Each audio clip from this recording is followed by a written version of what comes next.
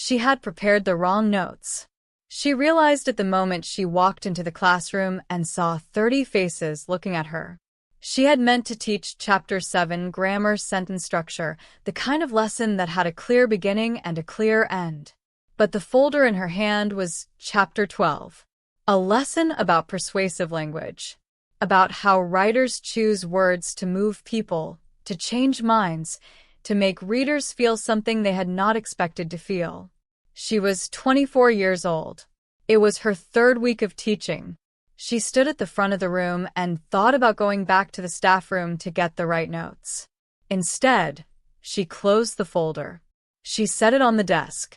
And she said, "Today we are going to talk about the most powerful thing language can do." She did not know that this was the moment that changed everything for one of the students in that room. She did not know because she never knew. She never found out. She finished the lesson, went home, marked papers, came back the next day, and taught Chapter 7. Life continued. But in the third row, a 12-year-old boy named Daniel had been listening with a particular quality of attention. He was not a remarkable student. His grades were average. He was quiet in the way that some children are quiet, not because they have nothing inside them, but because nobody had yet asked the right question to open the door. The teacher had said something in that lesson that landed in him like a stone landing in deep water. She had said, "Words are not just sounds. They are decisions." Every time a writer chooses one word over another, they are deciding what the reader will feel. And that choice, that specific, small, deliberate choice, is where the real power of language lives. Daniel had copied this sentence into his notebook, not because he was told to, because he wanted to keep it. He did not become a writer immediately. He failed his English exam at 14. He struggled with essays at 16. He nearly gave up on words entirely at 17, when a different teacher told him his writing was unclear and his arguments were thin. But he kept the notebook. And in it, that one sentence from a 24-year-old teacher who had brought the wrong notes to class. At 19, Daniel began writing. Not for school. For himself. Slowly, privately, with the specific patience of someone who has decided that the thing matters even when the evidence is against them. At 26, he published his first book. It was not a great book, but it was honest and it was his.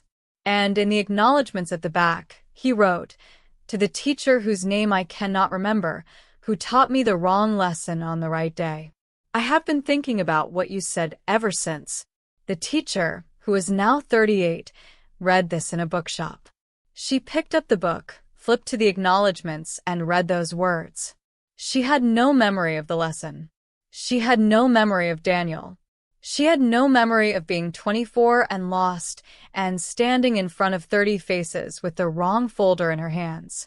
But she stood in the bookshop for a very long time, and then she bought the book. The moral of this story is not that mistakes always lead to beautiful things. Sometimes they just lead to different things, and different is all that is needed. The moral is this: you do not always know when you are saying the thing that matters. You do not always know which word of yours will land in someone like a stone in deep water and stay there for 14 years. You do not always get to find out. This means that every word you offer matters more than you can measure. Every sentence you speak in a language you are still learning, every honest attempt you make to express something real, it goes somewhere. Into someone. And you may never know where it lands. Speak anyway. Try anyway. Offer the words anyway. The right lesson sometimes comes in the wrong folder. If this story made you think about a teacher, a sentence, a word that stayed with you, leave it in the comments. In English, just one sentence. We read every one. The next story is coming. It is about an old painter who gave away every painting he ever made and died with nothing on the walls.